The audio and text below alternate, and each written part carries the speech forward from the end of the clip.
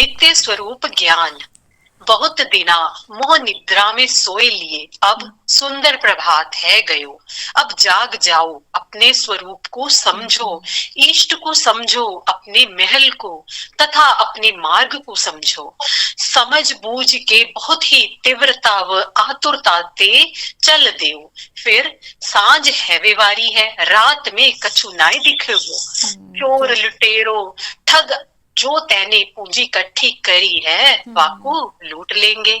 जो स्टार्टिंग की जब दो लाइन है ना, जाने वो बहुत गहरी है। जो स्टार्टिंग की दो लाइन है, ये हमें हमेशा हर पल इस चीज़ का ध्यान रखना चाहिए कि हम बहुत बड़ी मोह निद्रा में सोए हुए हैं और इससे उठना है, जागना है और अपने स्वरूप जाने अपरूप को तभी सब सुख होए। देह बुद्धि हवै जो करे, तामे सुख नहीं कोए। अपने नित्य स्वरूप को पहचाने तब सुखी हुए, या तन में अपनो कछु नाई माने। मृग तृष्णा है, यह अधिकार भृंगी को है। वचनिका सिद्धांत से लिया गया है इस लाइन को। तो इस लाइन को समझाइए थोड़ा सा।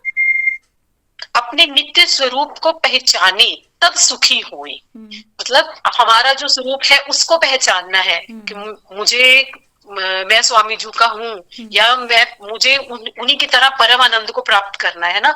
इस तन के लिए जो मेरा तन सुखी हो जाए, जो प्रयास उसके लिए हम कर रहे हैं, उसमें कुछ नहीं मिलने वाला, वो तो मृग तृष्णा है। आज एक पूरी हुई, फिर दूसरी, फिर तीसरी, और इस शरीर पर अधिकार कोई सब कुछ मान लेते हैं, हम अपने शरीर को मानते हैं कि हम यही हैं। हाँ, इस शरीर पर अधिकार किसका है? भृंगी कीड़े का। मतलब कीड़ों ने ही, या तो ये कीड़े खाएंगे, है ना, या कुछ भी, मतलब इसने नष्ट होना है, इसमें हमारा अधिकार ही नहीं है शरीर पे।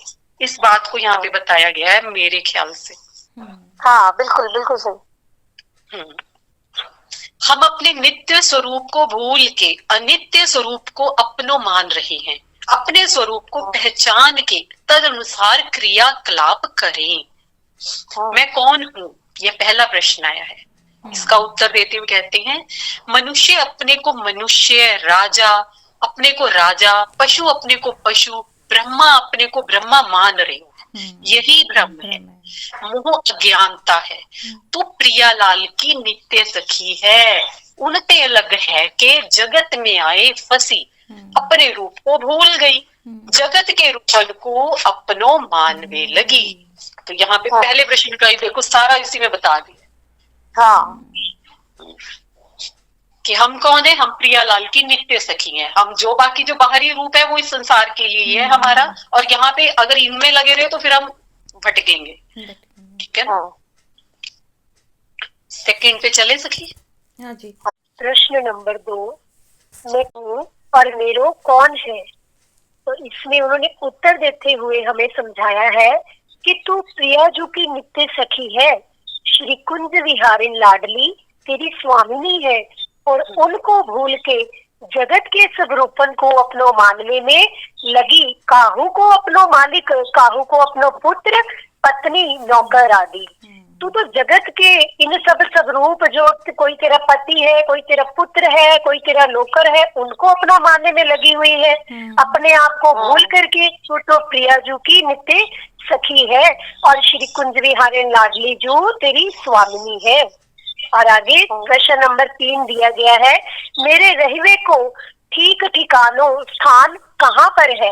तो उत्तर देते हुए कहते हैं, प्रियालाल को नित्य निकुंज महल तेरे रहवे को नित्य और सत्य ठिकानो है। नित्य वृंदावन में तेरो नित्य निवास स्थान है।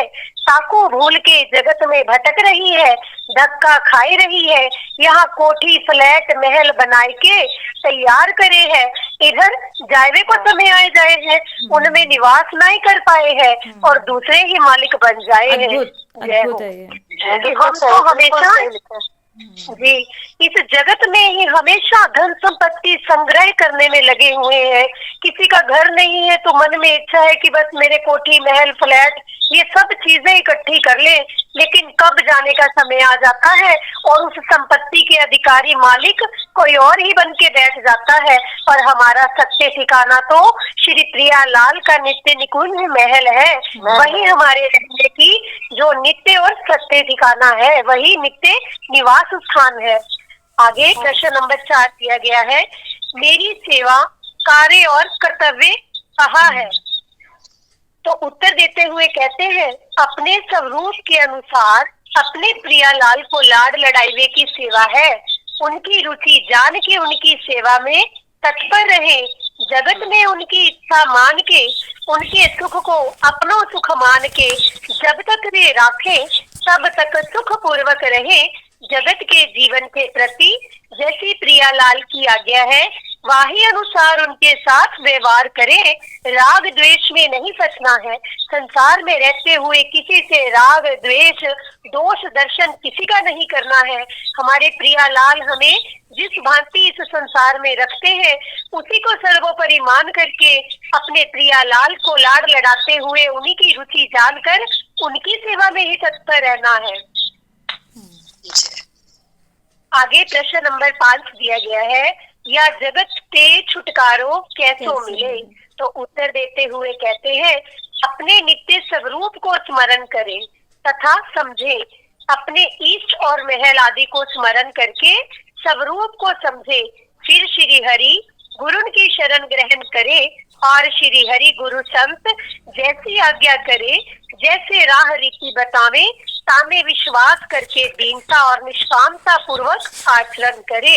सबसे पहले इस जगत के बंधन से छूटने के लिए अपने नित्य स्वरूप को समझना है कि हम श्री प्रियालाल की सखी हैं। अपने स्वरूप को समझते हुए उनकी रुचि के अनुसार उनको लाड लड़ाना है। अपने इष्ट बिहारी बिहारिन जी को याद करना है। श्री रंग महल निधिवन राज को स्मरण करके अपने स्वरूप को समझना है, जो श्री हरि और गुरु की शरण ग्रहण करके हमें मिलता है। और श्री हरि और गुरु जैसी हमें आज्ञा देते हैं, उसी रीति से उसमें विश्वास करके अनन्य दीनता से और निष्कामता पूर्वक आचरण और भजन में लगे रहना है।